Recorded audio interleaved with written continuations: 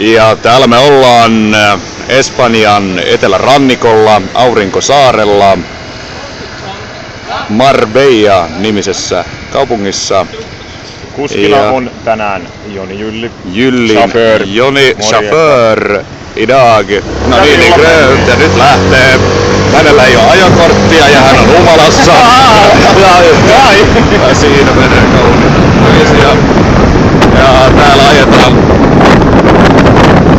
totta kai ilman kypärää. Siinä on paikallinen poliisi. Lähdetään pakoon. Lämpötila 38 astetta, kello on 18.00. Ja oikeammalla puolella näkyy Nikki Beach. Kaunista.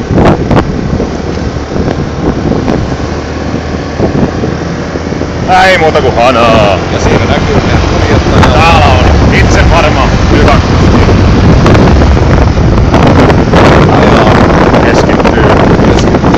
Ja taas sulla taas lähtee. Ja kyllä. Siellä näkyy oikealla puolella. Hyvät kukkulat. Oli myös näky rannalla. Varsinkin Jyllin Joni tykkäs. Nyt hän on ihan hämmillään, kun tuli kaunis nainen oikealla puolella. Mennään sinne. Ei tietä, hän on humalassa. Nyt mennään moottoritielle. Tänne ei saisi mennä pienellä mopolla, mutta tää on viritetty. Siinä näkyy kilometrin uutta. Ja huomatkaa tää kiihtyvyys. Siinä meni rekka ohi. Kännissä meillä ei ollut mitään liikennelakkoa. Ei oo turvavöitä. Meillä on vaan tämmönen viritetty. Hei, oliko tänne kyllä oikein? Joo. Katoit sä oliko vasemmalle vai oikealle?